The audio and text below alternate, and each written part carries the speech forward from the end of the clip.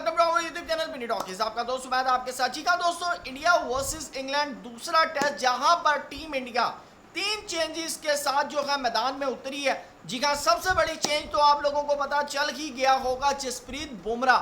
जी हाँ, जसप्रीत बुमराह जो है वो इस स्क्वाड का हिस्सा नहीं है और उनकी जगह ली है आकाशदीप ने। लेकिन सबसे अहम चीज के इंग्लैंड ने टॉस जीतकर एक दफा फिर बॉलिंग करने का फैसला किया है, लेकिन इस दफा इंडिया ने टफ टाइम दिया है और फिर पहले की तरह जैसा कि पिछले मैच के अंदर जायसवाल, शुभमन गिल, ऋषभ पंत इन्होंने एक बड़ी जबरदस्त किस्म की आउटक्लास इनिंग खेली थी, लेकिन इस दफा जायसवाल जो है वो बैकबोन साबित हुए हैं। लेकिन इस वक्त इंडिया के जो कैप्टन हैं शुभमन गिल, वो भी क्रीज के ऊपर मौजूद हैं और 100 प्लस रन्स भी कर चुके हैं। जी हाँ, तमाम अपडेट आपके साथ इस वीडियो के अंदर शेयर करेंगे। चैनल पे नए आए हैं तो इसको सब्सक्राइब कर लें, वीडियो पसंद है तो लाइक भी कर लें और कमेंट सेक्शन में अपनी कीमती राय से जरूर आगाह कीजिएगा। दोस्तों, आपको बताते चलें कि जहां पर 15 रन के ऊपर जी हाँ इंडिया की पहली विकेट गिरती है केएल राहुल की, वहीं पर इंडियन टीम को सहारा देती है जायसवाल और करुण नैयर की 80 रन की पार्टनरशिप। जी हाँ, 80 रन की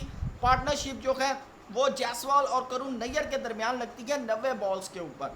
फिर उसके बाद जायसवाल और शुभमन गिल दोनों की एक पार्टनरशिप लगती है 131 बॉल के ऊपर 66 रन, 66 रन जो है स्कोर करते हैं। और मेरे ख्याल से वहां पर शायद इनका माइंड होता है कि भाई विकेट आपने सेव करनी है, किसी ना किसी तरह विकेट को जो है वो आपने हाथ से जाने नहीं देना, इसलिए 131 रन 131 बॉल्स जो है वो बीट की गई। उसके बाद आपको बताऊं कि जो नेक्स्ट पार्टनरशिप लगती है वो ऋषभ पंत और शुभमन गिल की 47 रन की। जी हाँ, फिर नीतीश कुमार रेड्डी आते हैं, वो खड़े नहीं हो पाते, 3 रन के ऊपर उनकी विकेट जाती है। फिर आते हैं जद्दू, सबसे जो अहम पार्टनरशिप लगती है वो लगती है जद्दू और शुभमन गिल की, 99 रन जडेजा की और शुभमन गिल की 99 रन की पार्टनरशिप 142 बॉल्स के ऊपर। तो मेरे ख्याल से आज team India as a team बड़ा ज़बरदस्त किस्म की इन्होंने जो है बल्लेबाजी की, बड़ी हिकमत अमली की है।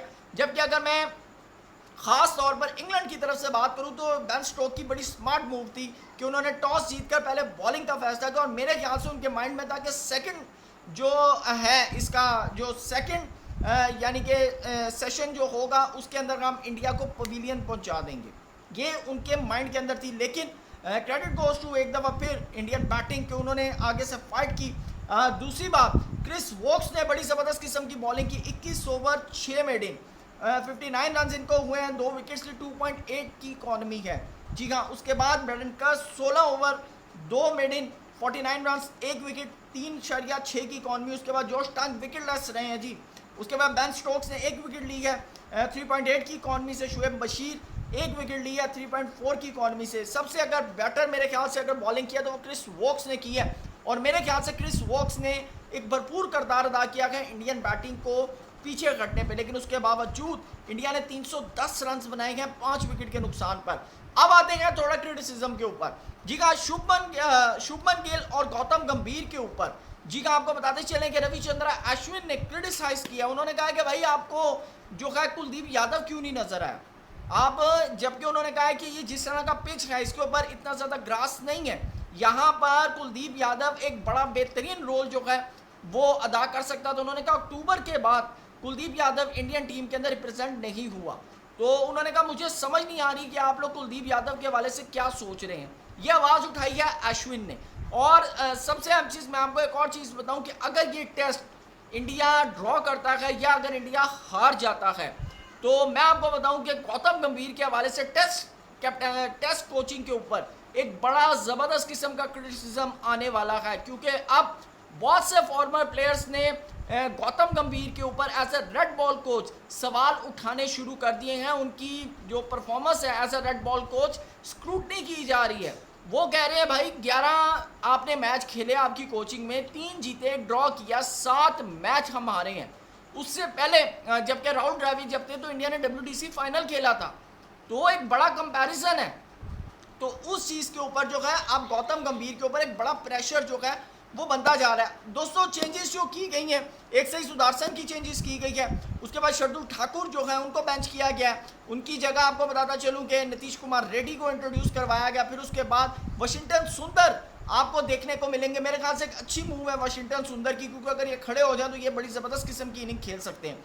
फिर उसके बाद आकाशदीप, अब मुझे नहीं पता कि जसप्रीत बुमराह को आकाशदीप रिप्लेस कर पाएंगे या नहीं कर पाएंगे ये, क्योंकि देखें बुमराह एक बिल्कुल डिफरेंट एक बॉलर है और आकाशदीप जो है वो मेरे ख्याल से बुमराह के लेवल पर तो नहीं जा सकते, लेकिन फिर भी अब देखना है कि जिस तरह कल दूसरे दिन में इंग्लैंड की कोशिश होगी कि पहले सेशन में हम किसी ना किसी तरह इंडियन टीम को आउट करें और कल के दिन ही इंग्लैंड की कोशिश होगी कि हम ये लीड यानी कि इसको उतारें और उसके बाद हम आगे टारगेट भी दें।